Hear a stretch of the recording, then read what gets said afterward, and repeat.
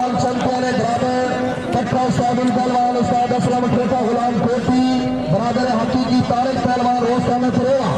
नीले छोटे मलबूस मध्य मुकाबले मैं पहलवान हाथ खड़ा करें पांच पहलवान एक्शन चैंपियन फैसलाबाद मध्य छोटे मलबूस कुश्ती योगी जरा बुढ़ बेबाजी मुल्क से अखाड़ा मामा मन्ना एक जोरदार ताड़ा